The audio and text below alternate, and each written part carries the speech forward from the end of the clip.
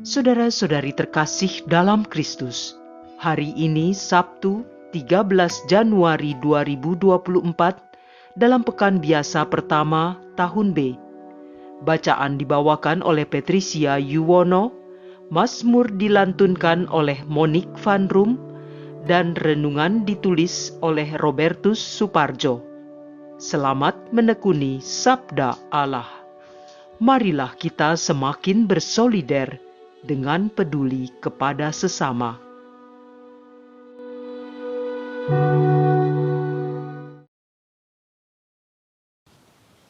Dalam nama Bapa dan Putra dan Roh Kudus. Amin. Allah Bapa di dalam surga, aku bersyukur kepadamu atas berkat dan perlindunganmu sepanjang istirahatku tadi malam. Aku bersyukur karena Engkau memberi kesempatan kepadaku untuk menikmati hari baru lagi dengan tenaga dan semangat yang baru. Aku juga bersyukur atas nafas kehidupan yang kuterima dari kemurahan-Mu, sehingga aku bisa merasakan segarnya hari baru yang Kau berikan kepadaku hari ini. Aku ingin mempersembahkan diriku dan keluargaku kepadamu. Berkatilah aku dan keluargaku dan semua orang yang kujumpai hari ini. Semoga perjumpaanku dengan mereka dapat menghadirkan sukacita dan warta keselamatan yang Kau percayakan kepadaku. Berikan aku keberanian dan kesungguhan untuk berbagi kasih dan sukacita dengan semua orang. Ingatkanlah aku untuk selalu memelihara lingkungan hidupku, agar menjadi tempat yang nyaman bagi siapapun yang kujumpai. Berkatilah semua rencanaku, tugas-tugasku, pekerjaanku, pelayananku, dan semua yang kukerjakan sepanjang hari ini, sehingga semuanya dapat menjadi persembahan hidup yang indah bagimu. Demi Kristus Tuhan dan pengantara kami, yang hidup dan berkuasa, kini dan sepanjang segala masa. Amin. Bacaan dari Kitab Pertama Samuel, bab 9, ayat 1-4, dilanjutkan ayat 17-19, dan bab 10, ayat 1a. Ada seorang dari daerah Benyamin, namanya Kisi bin Abiel bin Seror bin Bekorat bin Aviah. Ia seorang suku Benyamin, seorang yang berada. Orang ini ada anaknya laki-laki, namanya Saul, seorang muda yang elok rupanya. Tidak ada seorang pun dari antara orang Israel yang lebih elok daripadanya. Ia lebih tinggi daripada setiap orang sebangsanya dari bahu ke atas. Kisi, ayah Saul itu, kehilangan keledai-keledai betinanya. Sebab itu, berkatalah Kisi kepada Saul anaknya, "Ambillah salah seorang bujang, bersiaplah, dan pergilah mencari keledai-keledai itu." Lalu mereka menjelajah pegunungan Efraim. Juga mereka menjelajah tanah Sahalim, tetapi keledai-keledai itu tidak ada. Kemudian mereka menjelajah tanah Benyamin, tetapi tidak menemuinya. Ketika Samuel melihat Saul yang datang minta petunjuk, bersabdalah Tuhan kepada Samuel, "Samuel, inilah orang yang kusebutkan kepadamu itu. Inilah orang yang akan memegang tampuk pemerintahan atas umatku." Sementara itu, Saul datang mendekati Samuel di tengah pintu gerbang dan berkata, "Maaf, di mana rumah pelihat itu?" Jawab Samuel kepada Saul, katanya, akulah pelihat itu. Naiklah mendahului aku ke bukit. Hari ini kamu akan makan bersama-sama dengan daku. Besok pagi aku membiarkan engkau pergi, dan kemudian aku akan memberitahukan kepadamu segala sesuatu yang ada dalam hatimu. Maka keesokan harinya Samuel mengambil buli-buli berisi minyak. Dituangnyalah ke atas kepala Saul. Diciumnyalah dia sambil berkata, "Sungguh, Tuhan telah mengurapi engkau menjadi raja atas umat-Nya Israel. Engkau akan memegang tampuk pemerintahan atas umat Tuhan, dan engkau akan menyelamatkannya dari tangan musuh-musuh di sekitarnya." Demikianlah sabda Tuhan. Ya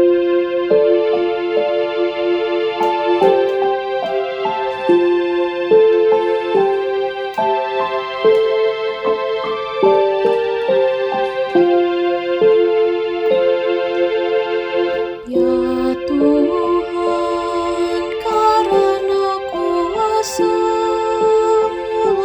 Raja bersukacita. Tuhan, karena kuasa-Mu Raja bersukacita. Betapa girang hatinya karena kemenangan yang Kau berikan. Apa yang menjadi keinginan hatinya telah Kau karuniakan, dan permintaan bibirnya tidak Kau tolak. Ya Tuhan, karena kuasa-Mu Raja bersukacita. Sebab Engkau menyambut dia dengan berkat melimpah. Engkau menaruh mahkota dari emas tua di atas kepalanya. Hidup dimintanya daripada-Mu, dan Engkau memberikannya umur panjang untuk selama-lamanya. Ya Tuhan, karena kuasa-Mu Raja bersukacita. Besarlah kemuliaan-Nya karena kemenangan yang Kau berikan. Keagungan dan sumara Kau karuniakan kepadanya. Engkau membuat dia menjadi berkat abadi. Engkau memenuhi dia dengan sukacita di hadapan-Mu. Ya Tuhan, karena kuasa-Mu Raja bersukacita.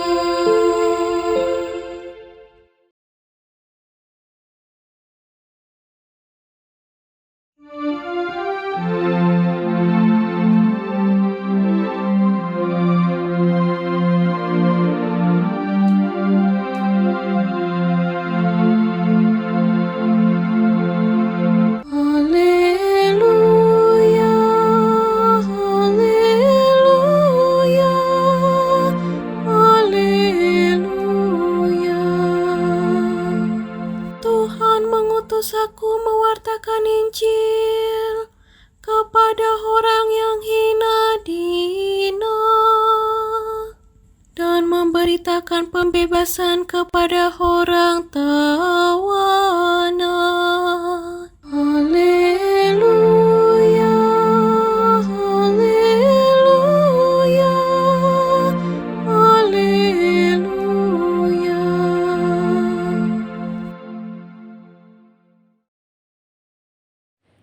Inilah Injil suci menurut Markus, bab 2, ayat 13 sampai 17. Sekali peristiwa, Yesus pergi lagi ke pantai Danau Galilea, dan semua orang datang kepadanya. Yesus lalu mengajar mereka. Kemudian ketika meninggalkan tempat itu, ia melihat Lewi, anak Alfeus, duduk di rumah cukai. Yesus berkata kepadanya, "Ikutlah aku." Maka berdirilah Lewi, lalu mengikuti Yesus. Kemudian ketika Yesus makan di rumah Lewi, banyak pemungut cukai dan orang berdosa makan bersama dengan dia dan murid-muridnya, sebab banyak orang yang mengikuti dia. Waktu ahli-ahli Taurat dari golongan Farisi melihat bahwa Yesus makan dengan pemungut cukai dan orang berdosa, berkatalah mereka kepada murid-muridnya, "Mengapa gurumu makan bersama dengan pemungut cukai dan orang berdosa?" Yesus mendengar pertanyaan itu dan berkata kepada mereka, "Bukan orang sehat yang memerlukan tabib, tetapi orang sakit. Aku datang bukan untuk memanggil orang benar, melainkan orang berdosa." Demikianlah sabda Tuhan.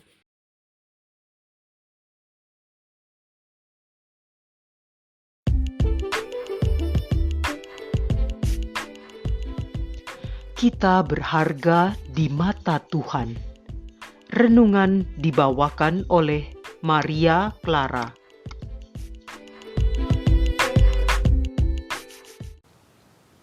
Dalam Perjanjian Lama, Yahwe adalah pemimpin Israel.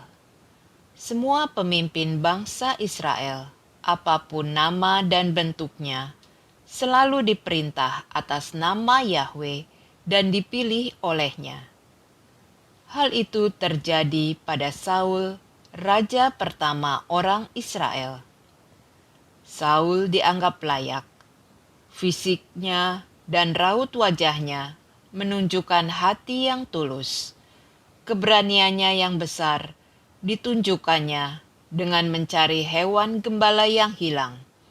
Dan ia mencari Samuel, utusan Allah dan pemimpin Israel. Berarti ia menghargai orang pilihan Yahwe. Lewat tangan Samuel, Tuhan mengurapi Saul menjadi raja. Salah satu tugas Saul menjadi pemimpin Israel adalah mencari hewan gembalaan Israel yang hilang atau mencari orang Israel yang tersesat. Pemimpin Israel digelari gembala. Inilah gambaran yang kelak melekat pada Yesus Kristus. Ia adalah gembala yang mencari kawanan yang hilang. Bukan orang sehat yang memerlukan tabib, tetapi orang sakit. Aku datang bukan untuk memanggil orang benar, melainkan orang berdosa. Pernyataan Yesus terhadap pertanyaan para ahli Taurat dan orang Farisi kepada para muridnya sangat cerdas. Yesus ingin menunjukkan cara lain untuk menghargai dan memartabatkan manusia. Bagi orang Yahudi, khususnya ahli Taurat dan kaum Farisi, pemungut cukai adalah orang-orang berdosa. Mereka adalah pengkhianat bangsa yang bekerja untuk penjajah. Mereka dibenci dan dianggap najis oleh orang-orang Yahudi pada saat itu. Oleh karena itu, para pemungut cukai selalu mereka kucilkan dan dipandang sebagai pendosa. Mereka yang dipandang berdosa tidak boleh beribadah kepada Allah dan tidak layak dijadikan teman. Tetapi Yesus memandang mereka dengan cara lain. Ia ingin menghapus penilaian buruk dari masyarakat umum terhadap mereka yang bekerja sebagai pemungut pajak. Ia tidak menghakiminya sebagai pendosa, melainkan menerima mereka. Allah Maha Kasih, karena Ia mengasihi dan menerima orang yang berdosa apa adanya. Allah tidak membedakan orang. Penerimaan Yesus terhadap pemungut cukai ditunjukkan dengan mengundang mereka makan bersama. Makan bersama bukan sekedar berkumpul, tetapi juga menjadi kesempatan bagi Yesus untuk memberikan didikan dan pengajaran tentang firman-Nya yang membawa sukacita dan damai. Yesus tidak mempersoalkan latar belakang kehidupan mereka sebagai pemungut cukai dan orang berdosa. Sebab Yesus memang diutus untuk meluruskan jalan bagi orang-orang yang berdosa untuk kembali di jalan Allah. Dengan makan bersama, Yesus juga menjelaskan kepada para ahli Taurat dan kaum Farisi bagaimana manusia harus diterima dan diperlakukan sebagaimana mestinya. Itulah sebabnya ketika ahli Taurat dan kaum Farisi berkata kepada muridnya, "Mengapa ia makan bersama-sama dengan pemungut cukai dan orang berdosa?" Yesus menjawab, "Aku datang bukan untuk memanggil orang benar, tetapi untuk orang berdosa." Apakah pesan yang dapat kita petik dari kisah ini? Kita adalah ciptaan Tuhan yang sama, memiliki martabat yang sama sebagai citra Allah. Kita juga memiliki tugas dan tanggung jawab yang sama, yakni menyelamatkan orang yang tersesat, saudara-saudari kita yang meninggalkan Allah. Bersama Yesus yang datang untuk memanggil orang berdosa, kita diundang untuk membawa mereka kembali datang kepada Tuhan, bersyukur, memuji, memuliakan, menyembah, dan melayani Tuhan. Dia datang sebagai penyelamat, maka kita pun diajak ikut serta menjadi penyelamat bagi mereka. Yesus memanggil kita sebagai orang berdosa yang tidak layak dan pantas di hadapan Tuhan, agar kita pun memperoleh keselamatan. Dia datang bukan untuk memanggil orang benar, melainkan orang berdosa. Oleh karena itu, marilah kita mohon agar Allah membantu kita untuk memiliki sikap rendah hati, murah hati, dan memiliki hati terbuka untuk menerima semua orang sebagai sesama dan sahabat kita. Kita mohon agar kita tidak memilah dan memilih dalam pergaulan. Memohon agar kita dapat menjadi saudara bagi semua orang, terutama mereka yang disingkirkan dalam pergaulan, mereka yang terabaikan, miskin, dan yang kurang diperhatikan dalam masyarakat. Marilah kita memohon juga kepada Allah Bapa agar kita dimampukan untuk ambil bagian dalam mewujudkan lingkungan hidup yang semakin manusiawi. Marilah berdoa. Allah Bapa yang Maha Kasih, Engkau telah mengajarkan kepadaku bagaimana aku harus menghargai dan menerima semua orang sebagai saudara dan sesamaku. Engkau tidak membeda-bedakan orang. Engkau menerima mereka semua sebagai citra Allah, sebagai manusia yang memiliki martabat yang sama. Engkau menunjukkan kepadaku bahwa orang-orang yang dipandang harus disingkirkan karena dianggap pendosa, tetap harus diterima.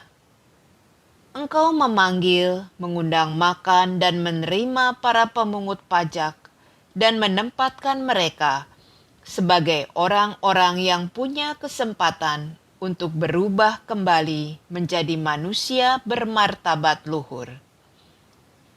Engkau diutus Bapa untuk memanggil mereka dan menyelamatkan mereka. Oleh karena itu, ajarilah aku untuk menjadi pribadi yang rendah hati, memiliki hati yang terbuka, sehingga dapat menerima siapa saja sebagai sahabat dan saudaraku. Semua ini aku panjatkan kepadamu, sebab Engkaulah Tuhan dan penyelamatku, kini dan sepanjang segala masa. Amin. Dalam nama Bapa dan Putra dan Roh Kudus. Amin.